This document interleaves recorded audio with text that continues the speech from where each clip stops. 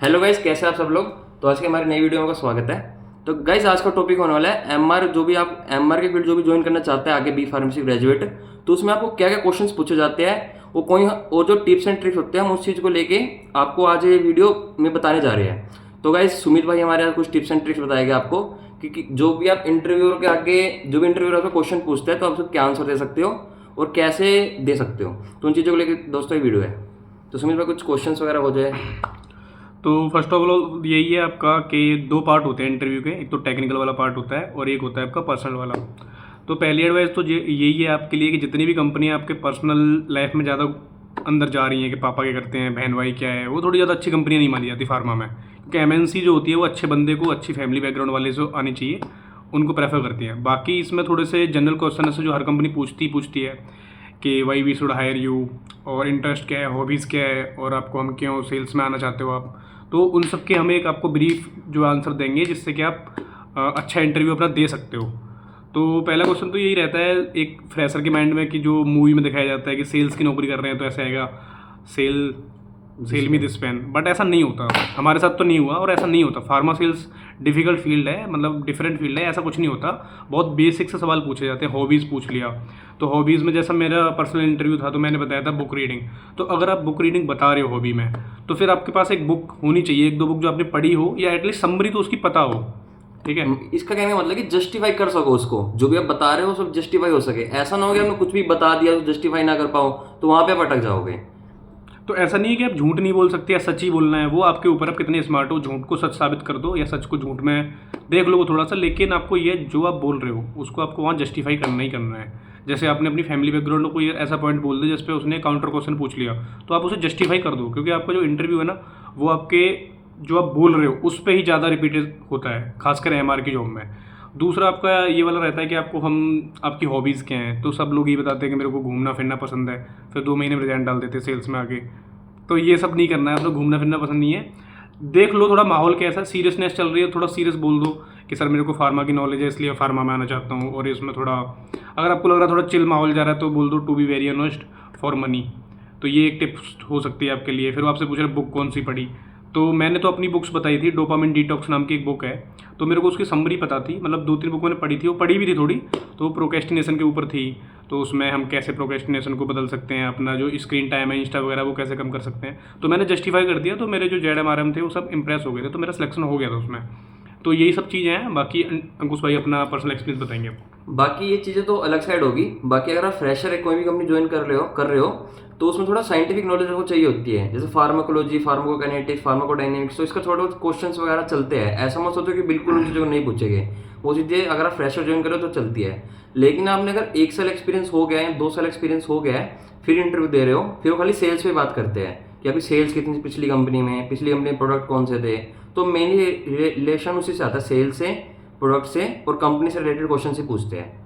एक आपको नेटवर्किंग बहुत जरूरी है। जिस भी कंपनी को आप टारगेट कर रहे हो, या एज ए फ्रेशर तो कुछ इसमें काम नहीं आएगा, लेकिन अगर आप कोई 1-2 साल के एक्सपीरियंस वाले बंदे हो, तो आप जिस कंपनी में इंटरव्यू दे रहे हो उस कंपनी में अगर आपको कोई जानकार है, जानकार है, तो उससे एक बार बात कर लो। उस कंपनी के बारे में एक बेसिक इन्फॉर्मेशन ले लो कि कौन से प्रोडक्ट उसके ब्रांड में आते हैं, कौन सा प्रोडक्ट उसका मतलब हाई लिस्टेड है।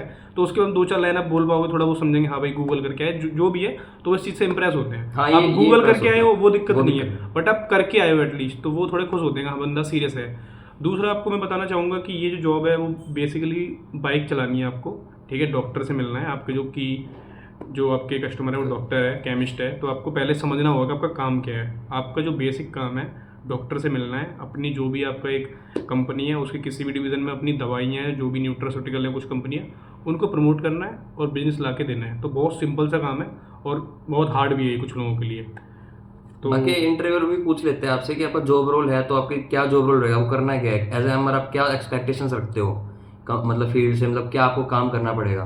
तो बस इन चीज़ों को लेकर रेडी रहिए।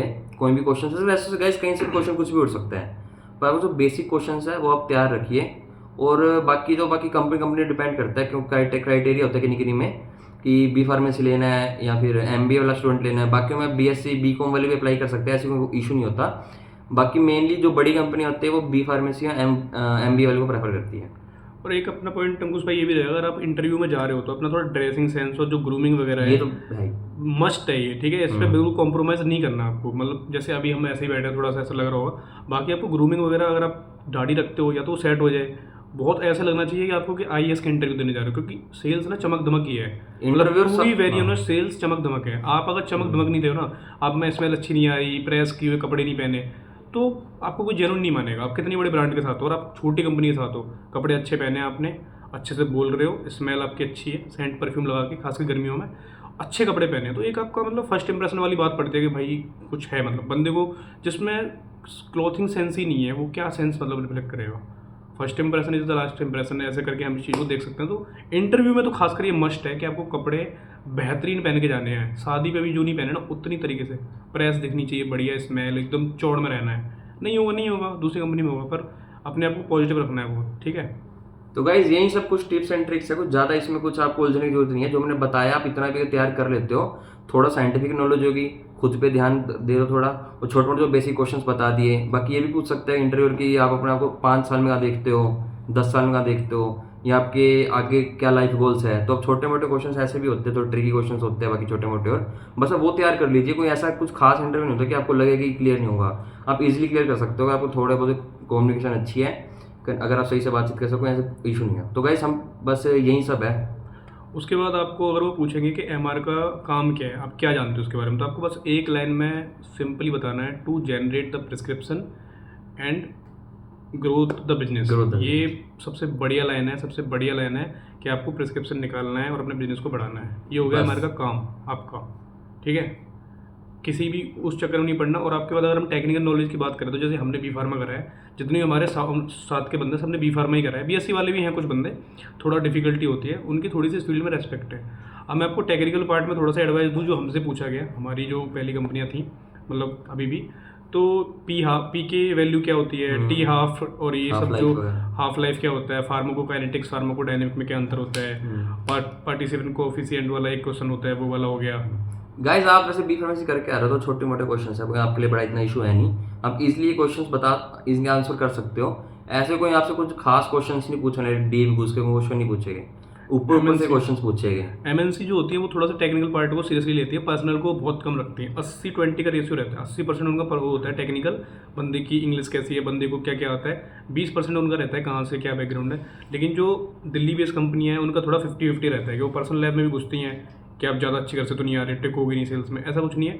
आपको इसमें थोड़ा सा ध्यान देना है कि जो टेक्निकल नॉलेज है ना, एमएनसी पूछती है। जैसे आपको कार्डियो में डाल रहे हैं, डिवीज़न आपकी कार्डियो, या मान लो डायबिटिक में के लिए आपको सिलेक्शन कर रहा है, तो वो प्रॉपर पूछेंगे कि मेटफॉर्मिन कौन सी क्लास की ड्रग है और हम क्या कर सकते हैं, मतलब कैसे काम करता है। तो एमएनसीज में अगर आप ट्राई कर रहे हो, तो आप देख लेना इस चीज़ को, आपको पढ़ना है, वो ज़्यादा चीज़ पढ़नी है रादर देन ये वाली चीज़ें जो होती हैं। गाइस सबसे बेसिक क्वेश्चन तो बताना भूल ही गया मैं आपको, बॉडी सिस्टम। आपको 12 के 12 बॉडी सिस्टम जरूर रटने हैं, बिल्कुल रट लो इसको तो, क्योंकि वो कोई ना कोई बॉडी सिस्टम पे पक्का आपसे पूछेगा। जिस भी डिवीजन में आप जा रहे हो, जो भी स्पेशलिटी है, उसका मेनली पढ़ के जाओ, और बाकी भी आपको याद होनी चाहिए, ऊपर से पता होना चाहिए। गाइज ये क्वेश्चन तो सबसे ज़्यादा मेन है, इसको तो बिल्कुल भी मत छोड़ना। ये तो 100 के 10 इंटरव्यू 10 में 10 में पूछा जाएगा। बिल्कुल। और गैस एक टॉपिक बहुत ही मतलब कंसर्निंग रहता है, जो फ्रेशर बंदे होते हैं उनमें थोड़ा सा एक मतलब रहती है वाली चिंता वाली बात रहती है कि मैं 100% इंग्लिश कैसे बोल पाऊंगा, पहला इंटरव्यू क्या होगा।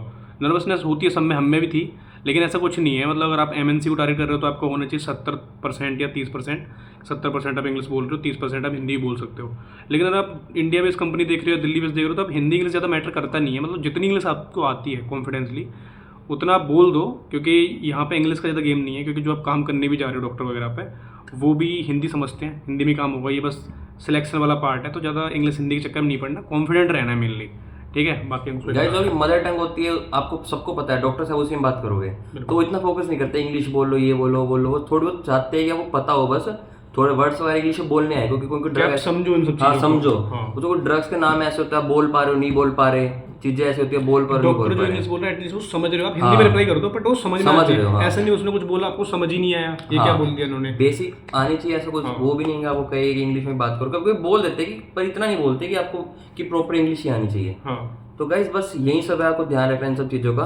तो गाइस हम यहीं पे वीडियो एंड कर रहे हैं। आपके कोई क्वेश्चंस वगैरह हो तो आप कमेंट में हमको लिख सकते हो, हम उसका जवाब दे देंगे। बाकी अगर आपको कोई पर्सनल क्वेश्चंस है, या फिर आप कुछ हमसे कुछ अलग पूछना चाहते हो, तो हमारी लिंक्डइन आईडी मेंशन है, तो तो आप उस पर हमको इंस्टा मेंशन डिस्क्रिप्शन में, तो वो मैसेज कर सकते हो पर्सनली, आपको जवाब दे देगा कमेंट्स का। ठीक है गाइस, ओके बाय।